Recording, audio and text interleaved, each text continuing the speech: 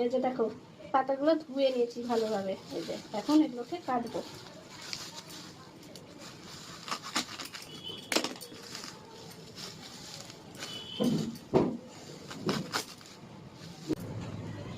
এই যে দেখো শাক কাটা হয়ে গেল।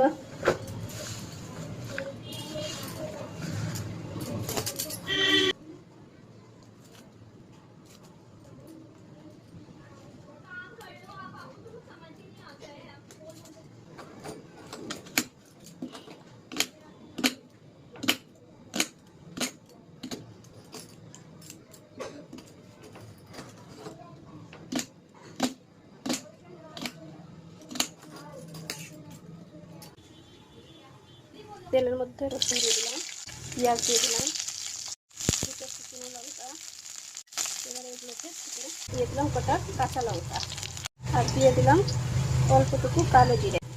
এবার কালো জিরেটাও ভালোভাবে ভাজা হয়ে গেলো, এবার তুলে নেবো এর থেকে।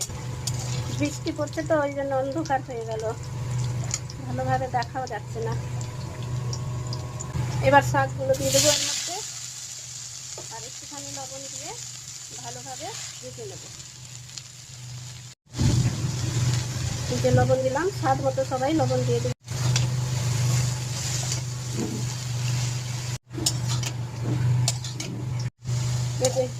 একটু একটু ভাজা ভাজা হয়ে গেছে, এবার এটাকে নামিয়ে নেব।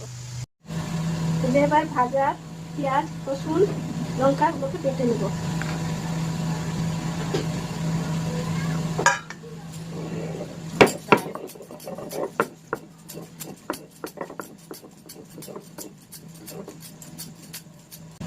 এবার শাকগুলোকে বেটে নেব।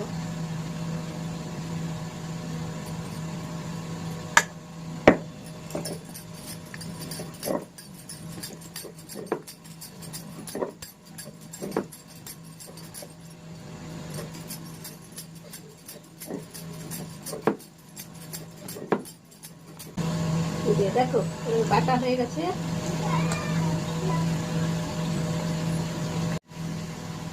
এবার এর মধ্যে দেবো সরষের তেল, কাঁচা তেল। একটু বেশি করে তেল দিতে লাগবে, তবেই ভালো লাগবে খেতে। এবার এটাকে সুন্দরভাবে মাখিয়ে, লবণ কম থাকলে স্বাদ মতো লবণ দিয়ে খাবে, খুব সুন্দর লাগবে। বলেছিলাম না, ভর্তা খেলে খুশ হয়ে যাবে কর্তা। অবশ্যই হবে, একবার বানিয়ে খেয়ে দেখবা। তোমাদের যদি এই রেসিপিটা ভালো লেগে থাকে তাহলে লাইক কমেন্ট শেয়ার করো, আর কমেন্ট আমার